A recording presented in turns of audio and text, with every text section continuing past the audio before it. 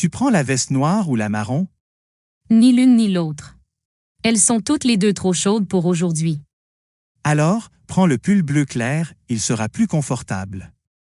Oui, c'est exactement celui que je vais porter.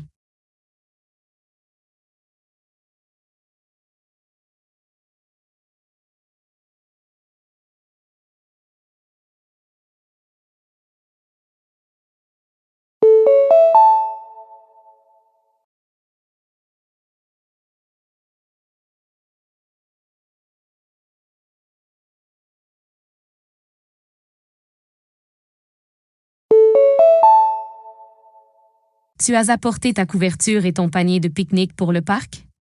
Oui, mais finalement, je vais m'asseoir dans l'herbe. Et les chaises pliantes, tu les laisses aussi à la maison? Oui, je n'en aurai pas besoin.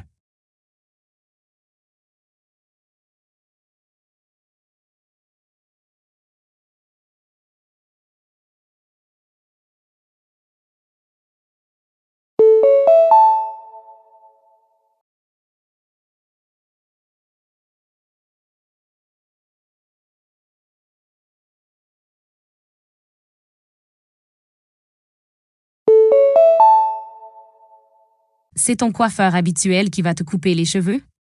Non, il m'a recommandé un coiffeur d'un autre salon. Le barbier près de ton bureau m'avait aussi donné un rendez-vous. Non. Oui, mais c'est bien le coiffeur qui va me couper les cheveux.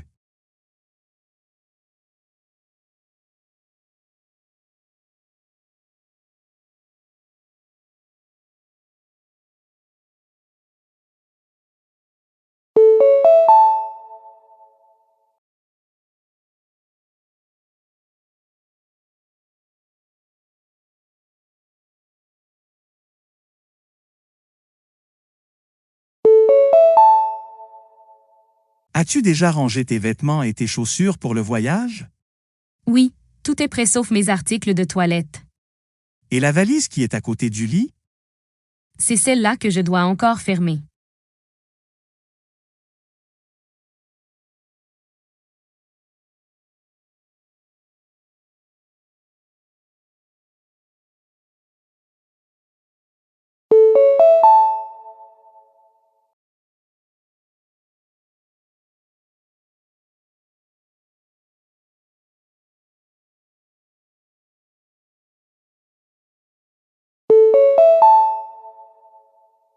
Bonjour, ceci est un rappel de courtoisie de la part de la pharmacie Oak Ridge. Plusieurs commandes de médicaments sur ordonnance préparées cette semaine n'ont pas encore été récupérées. Les clients ayant des médicaments en attente sont encouragés à venir les chercher avant vendredi, afin d'en garantir la disponibilité et d'éviter les limitations liées au stockage. Si un délai supplémentaire est nécessaire, veuillez communiquer directement avec la pharmacie. Les membres du personnel restent disponibles pour répondre aux questions concernant les ordonnances et les instructions relatives aux médicaments. Merci de votre attention rapide à ce sujet.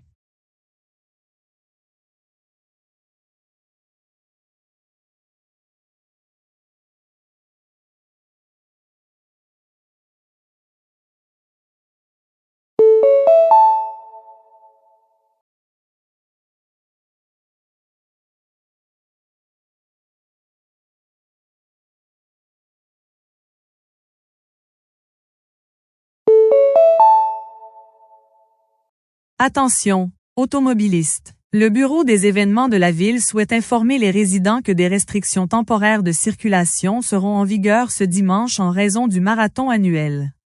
Plusieurs intersections importantes et rues du centre-ville seront inaccessibles pendant certaines périodes de l'événement. Les conducteurs sont encouragés à consulter la carte des recommandations de circulation et à envisager des itinéraires alternatifs lorsqu'ils planifient leur déplacement. Les services de transport en commun fonctionneront avec de légères modifications des horaires.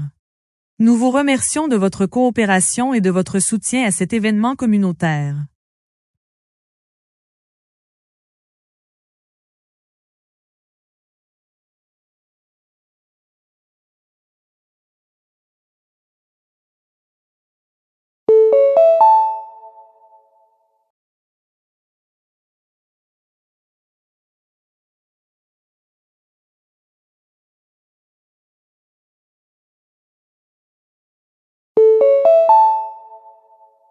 Bonjour.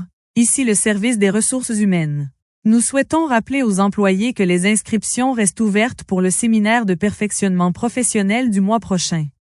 Le programme portera sur les stratégies de communication, les compétences en leadership et la collaboration au travail. La participation est volontaire, mais les participants pourront bénéficier d'occasions d'apprentissage pratique et de séances de réseautage. Les employés intéressés doivent remplir le formulaire d'inscription avant la date limite indiquée. Des renseignements supplémentaires sont disponibles sur l'intranet de l'entreprise.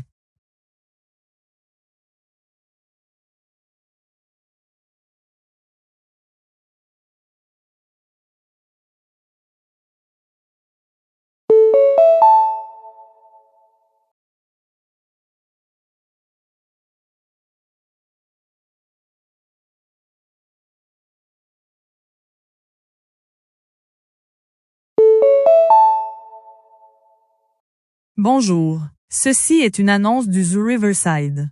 Des travaux de construction commenceront la semaine prochaine pour créer un nouvel habitat destiné à plusieurs espèces animales actuellement hébergées dans des enclos plus anciens. Bien que la plupart des expositions restent accessibles, les visiteurs pourront rencontrer des déviations temporaires des parcours à proximité de la zone de construction. Une fois terminé, le projet devrait améliorer le bien-être des animaux et l'expérience des visiteurs. Nous remercions nos visiteurs de leur compréhension pendant cette période d'amélioration.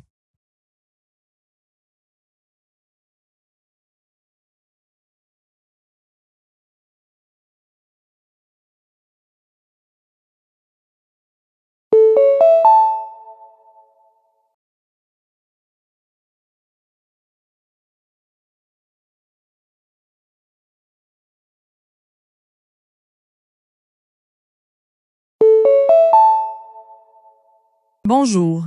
Ici le centre communautaire municipal. Nous vous appelons au sujet de votre réservation de la salle principale pour samedi soir. Malheureusement, nous avons constaté un chevauchement de programmation avec un autre événement confirmé qui avait été soumis précédemment. Pour résoudre ce conflit, nous vous demandons de bien vouloir choisir un autre créneau horaire ou une autre date. Notre personnel vous aidera à trouver l'option disponible la plus proche. Nous nous excusons pour les désagréments occasionnés et vous remercions de votre coopération pour modifier la réservation.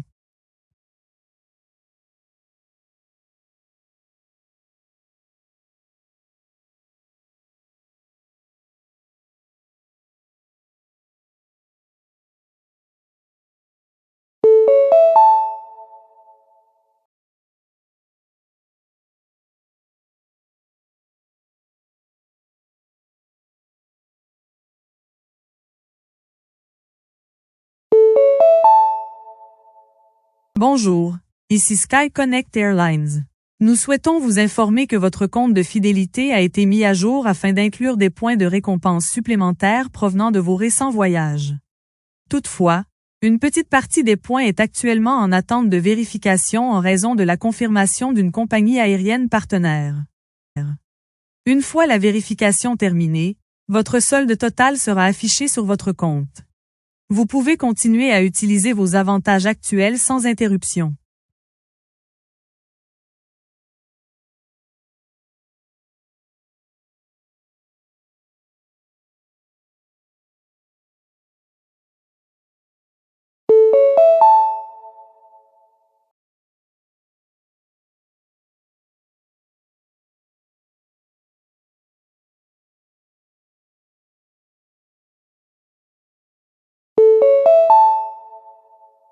Bonjour, ici la bibliothèque centrale de la ville.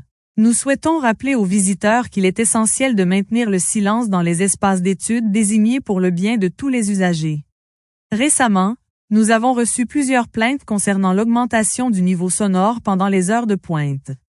Nous demandons à tous les usagers d'utiliser les espaces de lecture de manière responsable et d'éviter les conversations susceptibles de déranger les autres. Les violations répétées du règlement de la bibliothèque peuvent entraîner une suspension temporaire des privilèges d'accès.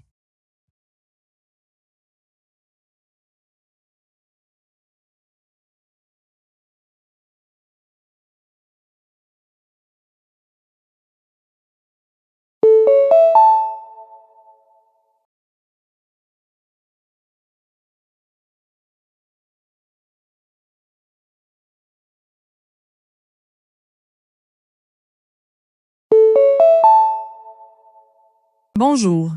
Ici l'administration de l'hôpital général de la ville. Nous souhaitons informer les visiteurs qu'en raison de mesures de précaution sanitaire saisonnières, les heures de visite dans certains services ont été temporairement réduites. Un seul visiteur par patient sera autorisé pendant la période de restriction, et les visites devront être limitées à une courte durée. Ces mesures visent à assurer la sécurité des patients et à réduire le risque de propagation des infections au sein de l'établissement. Nous vous remercions de votre compréhension et de votre coopération.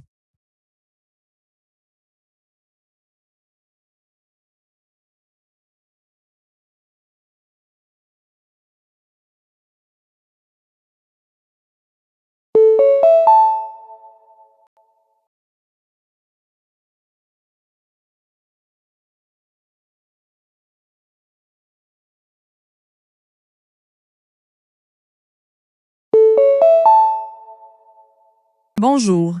Ici LearnPro Online Éducation. Nous effectuons une maintenance programmée de notre plateforme d'apprentissage ce soir, entre minuit et 3 heures du matin. Pendant cette période, les utilisateurs pourraient rencontrer des problèmes d'accès temporaire aux cours vidéo, aux quiz et aux tableaux de bord de leur compte. Cette maintenance est nécessaire pour améliorer les performances du système et introduire de nouvelles fonctionnalités d'apprentissage. Nous vous recommandons d'effectuer toute tâche d'étude urgente avant le début de la période de maintenance.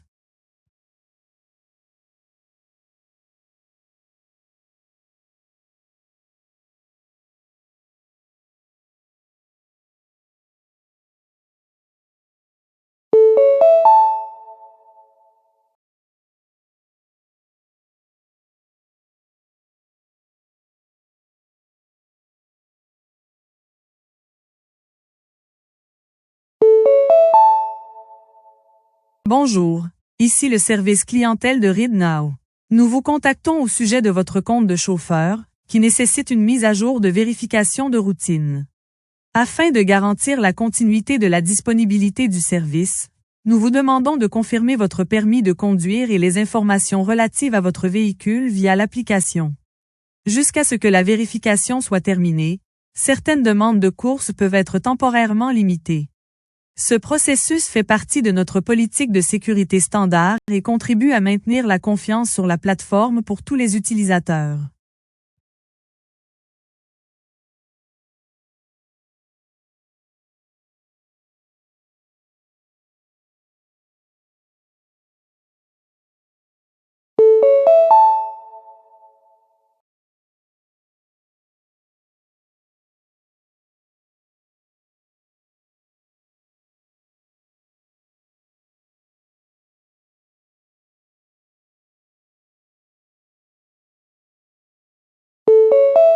Personne A. Voter n'est pas seulement un droit, mais aussi une responsabilité civique. Lorsque la participation est faible, les résultats des élections peuvent ne pas représenter la société dans son ensemble. Obliger les citoyens à voter renforcerait la démocratie en garantissant une représentation plus large et en encourageant une plus grande participation politique. Personne B. La démocratie comprend la liberté de ne pas participer. Forcer les citoyens à voter porte atteinte à la liberté individuelle et peut amener les gens à déposer des bulletins de vote sans s'être suffisamment informés ou simplement pour éviter des sanctions. Les gouvernements devraient convaincre les gens de voter plutôt que de les y contraindre.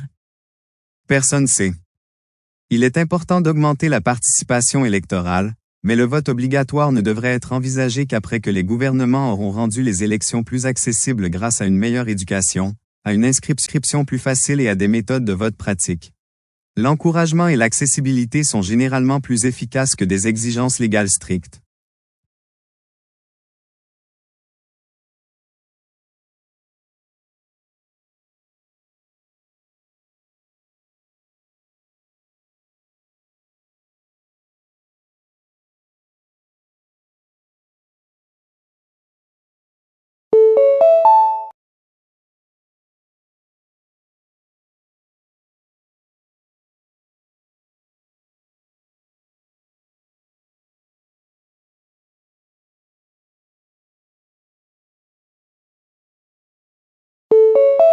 Personne 1. De nombreuses destinations célèbres souffrent de surpopulation touristique. Les sites historiques, les plages et les parcs nationaux ont souvent du mal à faire face au nombre de visiteurs qu'ils accueillent. Des limites strictes du nombre de visiteurs contribueraient à préserver les environnements naturels et les sites culturels pour les générations futures.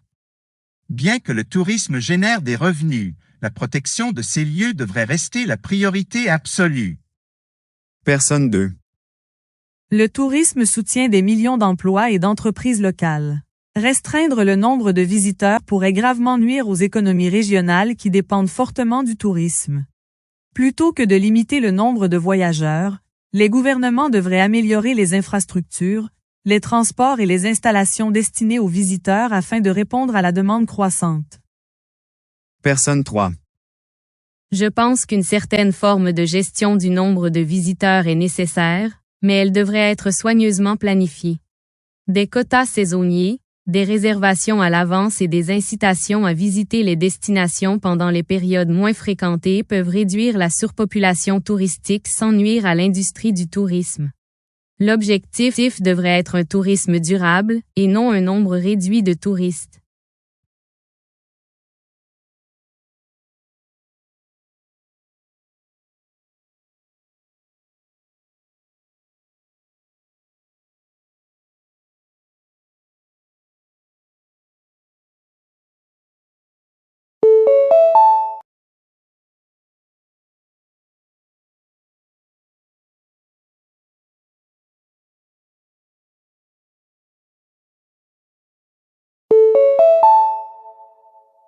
Bonjour à tous, ici Education and Innovation Weekly.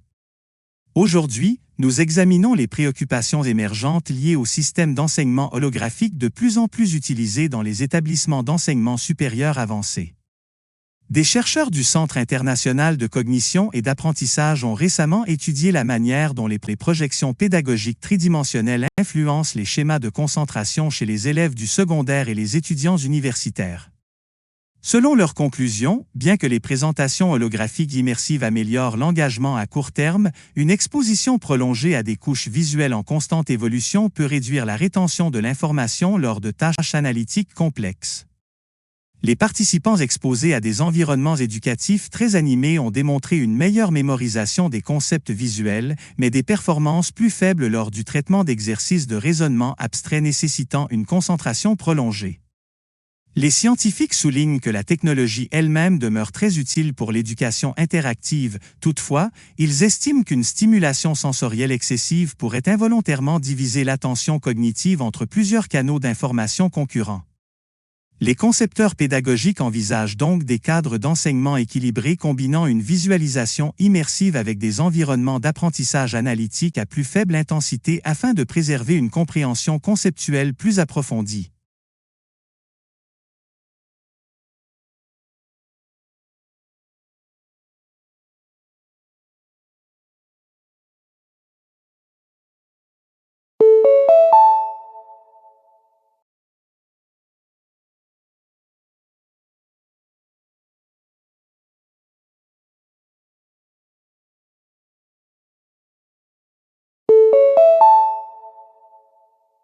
Bienvenue dans Climate Systems Review. Au programme de ce soir, nous explorons un phénomène atmosphérique inhabituel associé au développement des infrastructures de dessalement de l'eau de mer.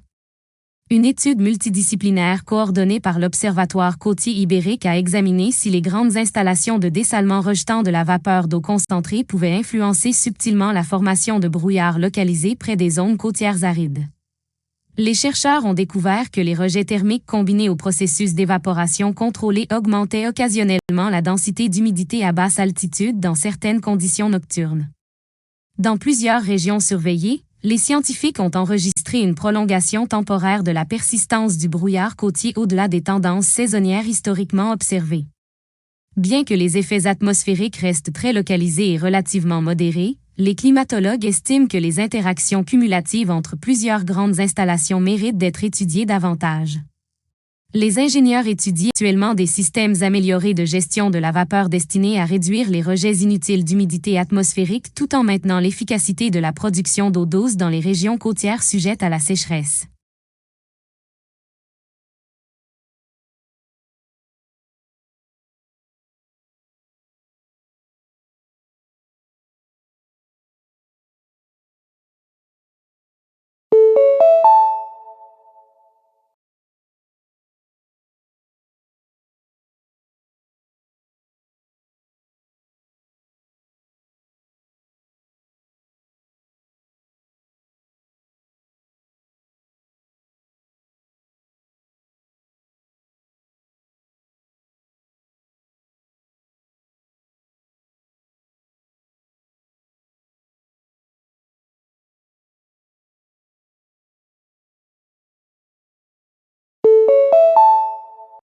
Professeur Oukeke. Les sociologues examinent souvent le rôle de la confiance dans les systèmes économiques et sociaux. Bien que la confiance soit un concept intangible, les chercheurs soutiennent qu'elle a des conséquences mesurables.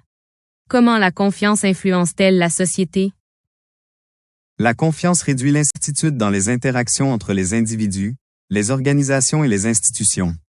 Lorsque les gens pensent que les autres sont susceptibles de respecter leurs obligations ou de suivre les règles établies, la coopération devient plus facile et les coûts de transaction diminuent. Les environnements caractérisés par un niveau élevé de confiance facilitent souvent la collaboration, car les participants consacrent moins de ressources à la surveillance des comportements ou à l'application des accords. Cela peut améliorer l'efficacité tant dans les contextes économiques que sociaux. La confiance peut-elle avoir une influence sur les institutions? Oui, la confiance du public envers les institutions peut influencer le respect des réglementations, la participation aux activités civiques et le soutien aux initiatives collectives. Par conséquent, la confiance est souvent considérée comme une composante importante de la stabilité sociale. Professeur Oukeke. Les sociologues examinent souvent le rôle de la confiance dans les systèmes économiques et sociaux. Bien que la confiance soit un concept intangible, les chercheurs soutiennent qu'elle a des conséquences mesurables. Comment la confiance influence-t-elle la société? La confiance réduit l'incertitude dans les interactions entre les individus, les organisations et les institutions. Lorsque les gens pensent que les autres sont susceptibles de respecter leurs obligations ou de suivre les règles établies, la coopération devient plus facile et les coûts de transaction diminuent. Les environnements caractérisés par un niveau élevé de confiance facilitent souvent la collaboration, car les participants consacrent moins de ressources à la surveillance des comportements ou à l'application des accords. Cela peut améliorer l'efficacité tant dans les contextes économiques que sociaux. La confiance peut-elle avoir une influence sur les institutions? Oui, la confiance du public envers les institutions peut influencer le respect des réglementations, la participation aux activités civiques et le soutien aux initiatives collectives. Par conséquent, la confiance est souvent considérée comme une composante importante de la stabilité sociale.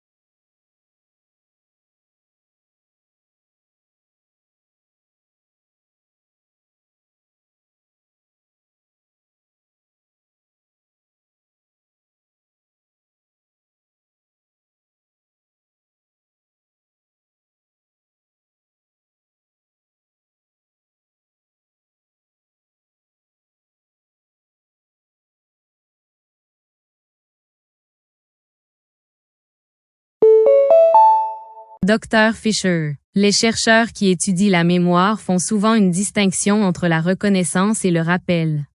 Bien que ces processus semblent similaires, les psychologues les considèrent comme étant sensiblement différents. Pourriez-vous expliquer? Certainement. Le rappel consiste à récupérer une information sans aide extérieure importante. Par exemple, répondre à une question ouverte exige que les individus produisent eux-mêmes l'information à partir de leur mémoire. Ce processus demande souvent un effort cognitif plus important. La reconnaissance, en revanche, consiste à identifier une information déjà rencontrée lorsqu'elle est présentée à nouveau. Les évaluations à choix multiples reposent fréquemment sur la reconnaissance, car les réponses possibles sont disponibles pour être accent aigu évaluées. Cette distinction a-t-elle une incidence sur l'apprentissage? Oui, les tâches nécessitant le rappel renforcent généralement les voies de récupération de la mémoire, car les individus doivent reconstruire activement l'information. La reconnaissance peut également favoriser l'apprentissage, mais elle fournit souvent davantage d'indices externes que les activités fondées sur le rappel. Dr Fisher. Les chercheurs qui étudient la mémoire font souvent une distinction entre la reconnaissance et le rappel. Bien que ces processus semblent similaires, les psychologues les considèrent comme étant sensiblement différents. Pourriez-vous expliquer? Certainement. Le rappel consiste à récupérer une information sans aide extérieure importante. Par exemple, répondre à une question ouverte exige que les individus produisent eux-mêmes l'information à partir de leur mémoire. Ce processus demande souvent un effort cognitif plus important. La reconnaissance, en revanche, consiste à identifier une information déjà rencontrée lorsqu'elle est présentée à nouveau. Les évaluations à choix multiples reposent fréquemment sur la reconnaissance, car les réponses possibles sont disponibles pour être accent aigu évaluées. Cette distinction a-t-elle une incidence sur l'apprentissage? Oui, les tâches nécessitant le rappel renforcent généralement les voies de récupération de la mémoire, car les individus doivent reconstruire activement l'information. La reconnaissance peut également favoriser l'apprentissage, mais elle fournit souvent davantage d'indices externes que les activités fondées sur le rappel.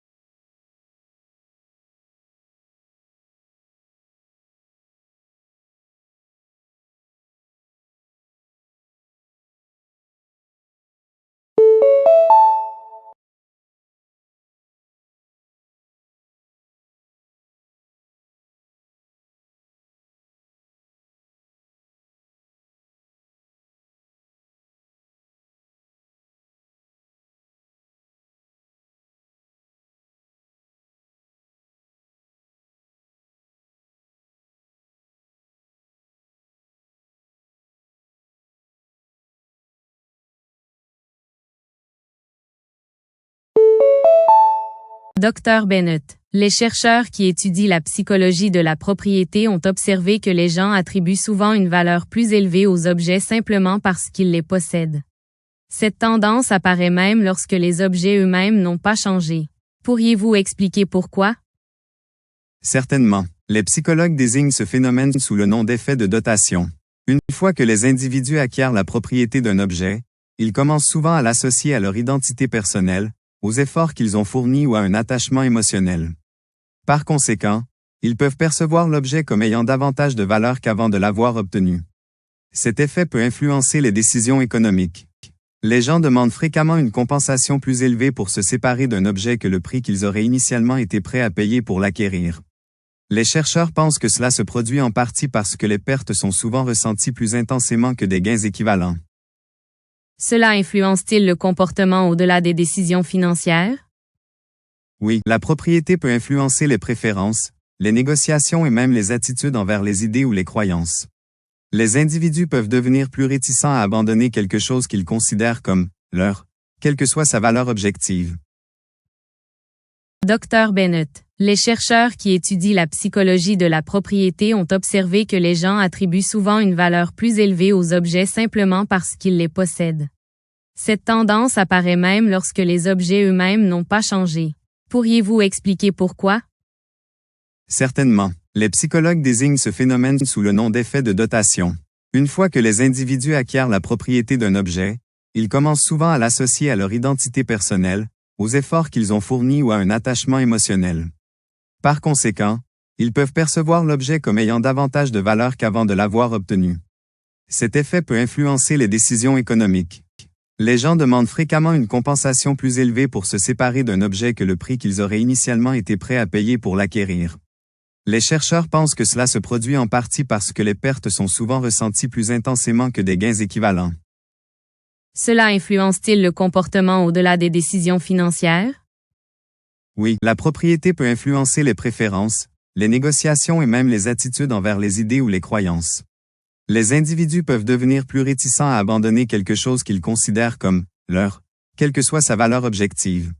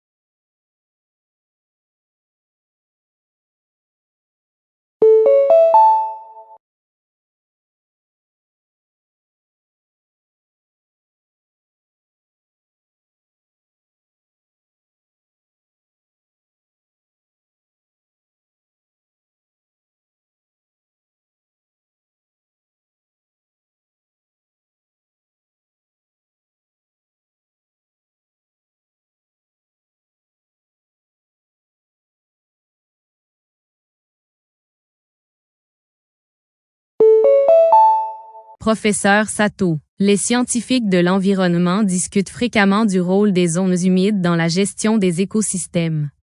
Bien que les zones humides aient autrefois été considérées comme des zones improductives, les recherches modernes suggèrent qu'elles remplissent plusieurs fonctions importantes. Pourriez-vous expliquer? Certainement. Les zones humides agissent comme des régulateurs naturels au sein des systèmes environnementaux. Elles absorbent et stockent l'excès d'eau pendant les périodes de fortes pluies, réduisant ainsi la gravité des inondations dans les régions environnantes. Cette capacité contribue à stabiliser les conditions hydrologiques et à protéger les communautés voisines. Les zones humides filtrent également les polluants en piégeant les sédiments et en traitant certains contaminants avant qu'ils n'atteignent les rivières, les lacs ou les eaux côtières. De plus, elles fournissent un habitat à de nombreuses espèces végétales et animales, contribuant de manière importante à la biodiversité. Ces écosystèmes sont-ils vulnérables? Oui, l'expansion urbaine, les projets d'assèchement et la dégradation de l'environnement ont réduit les zones humides dans de nombreuses régions du monde. La disparition des zones humides peut affaiblir la protection contre les inondations, réduire la qualité de l'eau et diminuer la diversité écologique. Professeur Sato, les scientifiques de l'environnement discutent fréquemment du rôle des zones humides dans la gestion des écosystèmes. Bien que les zones humides aient autrefois été considérées comme des zones improductives, les recherches modernes suggèrent qu'elles remplissent plusieurs fonctions importantes. Pourriez-vous expliquer? Certainement. Les zones humides agissent comme des régulateurs naturels au sein des systèmes environnementaux. Elles absorbent et stockent l'excès d'eau pendant les périodes de fortes pluies, réduisant ainsi la gravité des inondations dans les régions environnantes. Cette capacité contribue à stabiliser les conditions hydrologiques et à protéger les communautés voisines. Les zones humides filtrent également les polluants en piégeant les sédiments et en traitant certains contaminants avant qu'ils n'atteignent les rivières, les lacs ou les eaux côtières. De plus, elles fournissent un habitat à de nombreuses espèces végétales et animales, contribuant de manière importante à la biodiversité. Ces écosystèmes sont-ils vulnérables? Oui, l'expansion urbaine, les projets d'assèchement et la dégradation de l'environnement ont réduit les zones humides dans de nombreuses régions du monde. La disparition des zones humides peut affaiblir la protection contre les inondations, réduire la qualité de l'eau et diminuer la diversité écologique.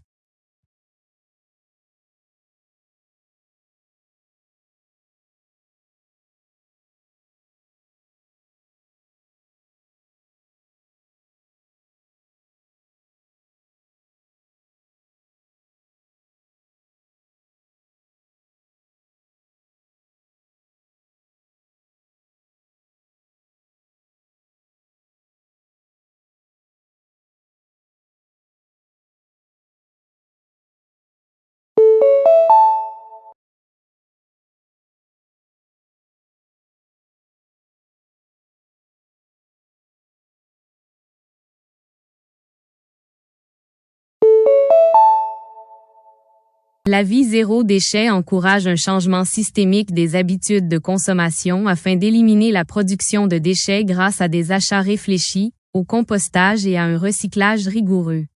Adopter ce mode de vie implique de refuser les articles à usage unique, de réparer les biens endommagés et de privilégier les produits durables conçus pour une économie circulaire. Bien que cela puisse être difficile au début, réduire considérablement les déchets ménagers diminue fortement l'empreinte environnementale personnelle et suscite des discussions culturelles plus larges sur la durabilité et la responsabilité des entreprises.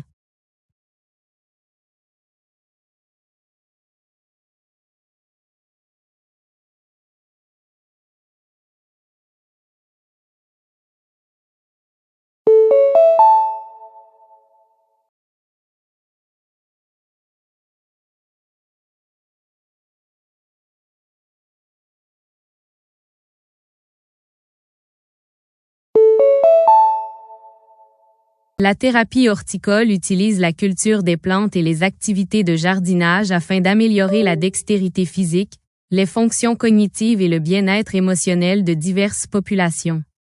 Prendre soin de plantes vivantes encourage la patience, la pleine conscience et un sentiment d'accomplissement utile chez les personnes qui se remettent d'une maladie ou qui font face à des problèmes de santé mentale. Cette intervention fondée sur la nature démontre comment le contact avec la terre peut contribuer à guérir l'esprit, à restaurer la vitalité et à favoriser des liens profonds avec le monde naturel.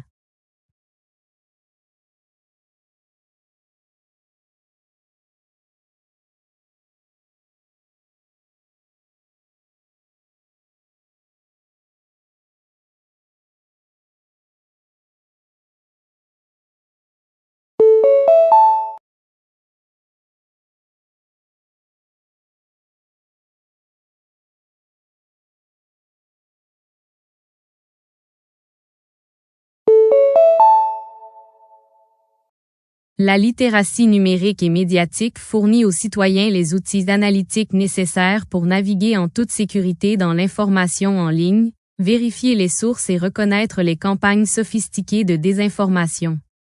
Comprendre comment les algorithmes sélectionnent et organisent le contenu et comment les hypertrucages manipulent la réalité permet aux individus de participer de manière responsable au débat démocratique. Développer ces compétences numériques essentielles protège la confiance du public, empêche la propagation de fausses informations et favorise une société en ligne mieux informée et plus résiliente.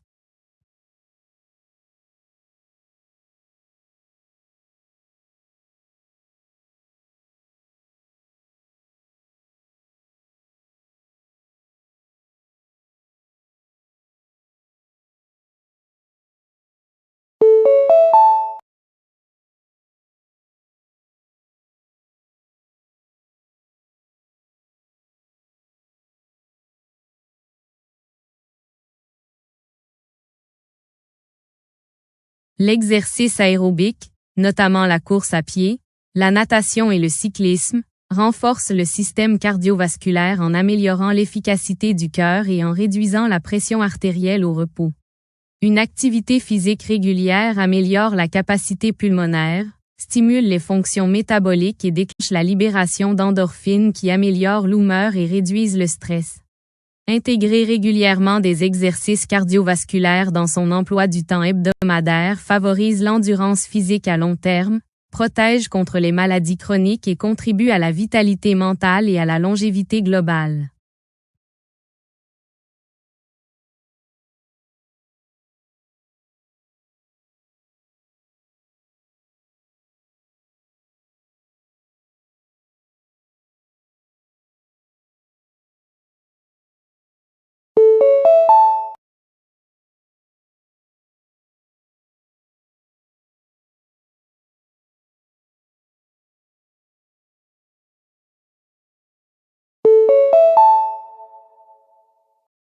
Les bibliothèques publiques restent des piliers éducatifs essentiels en offrant un accès gratuit à divers supports de lecture, à des programmes d'alphabétisation et à des cours de langue pour tous les groupes d'âge. Ces espaces communautaires accessibles contribuent à réduire les écarts éducatifs, en aidant les enfants à développer leurs compétences en lecture dès leur plus jeune âge et les adultes à acquérir des outils essentiels pour l'apprentissage tout au long de la vie. En favorisant un environnement inclusif propice à l'épanouissement intellectuel, les bibliothèques donnent à des populations diverses les moyens de progresser et renforcent les compétences fondamentales en littératie au sein des communautés.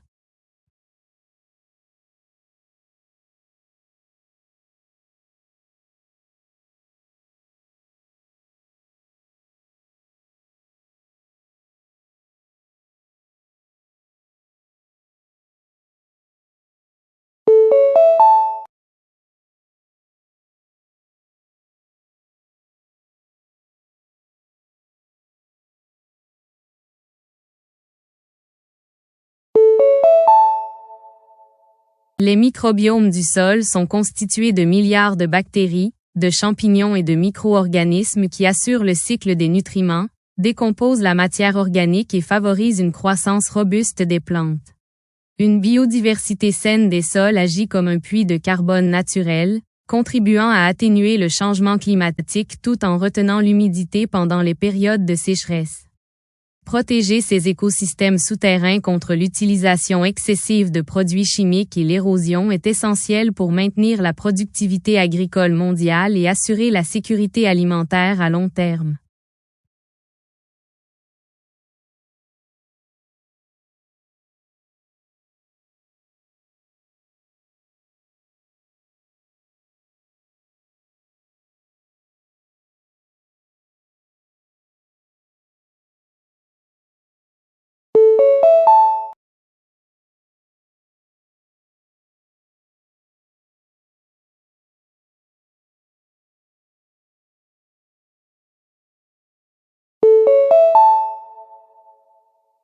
Les progrès dans le stockage des énergies renouvelables transforment la manière dont les réseaux électriques gèrent les sources intermittentes telles que l'énergie solaire et éolienne.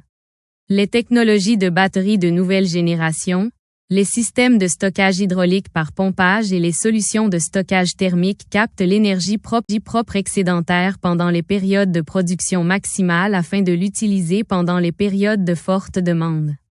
Surmonter les limites du stockage garantit une distribution d'électricité fiable et ininterrompue, accélérant ainsi la transition mondiale vers une production d'électricité qui ne dépend plus des combustibles fossiles.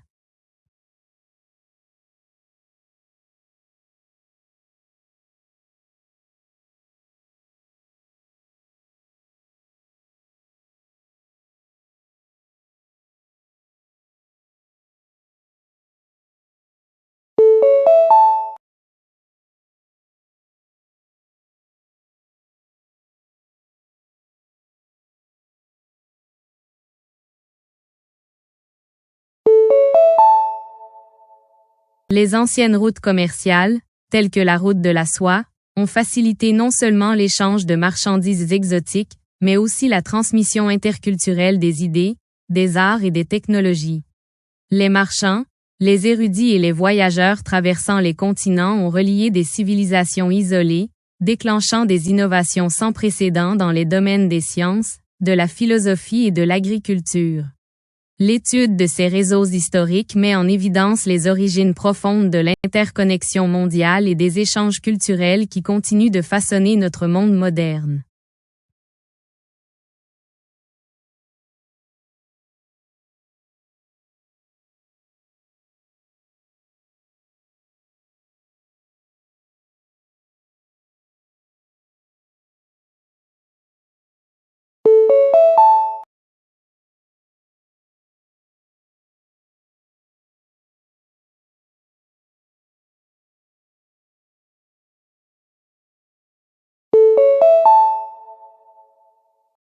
Les programmes intergénérationnels réunissent les personnes âgées et les jeunes dans des espaces partagés pour du mentorat, des récits d'expériences et des activités collaboratives qui profitent aux deux groupes d'âge. Les personnes âgées transmettent une expérience de vie précieuse, des perspectives historiques et des compétences pratiques, tandis que les jeunes apportent une énergie nouvelle, une aisance technologique et des liens sociaux. Ces interactions significatives combattant l'isolement générationnel, développent l'empathie mutuelle et renforcent le tissu social au sein des communautés.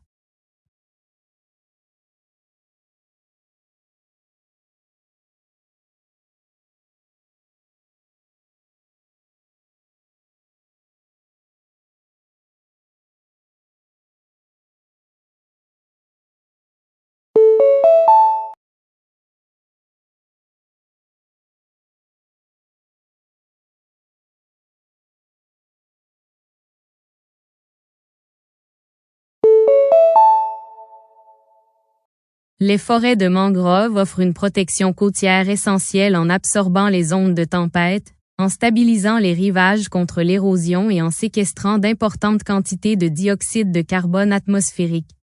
Ces écosystèmes intertidaux uniques servent également de zones essentielles de reproduction et de croissance pour de nombreuses espèces de poissons et de crustacés marins indispensables aux pêcheries locales.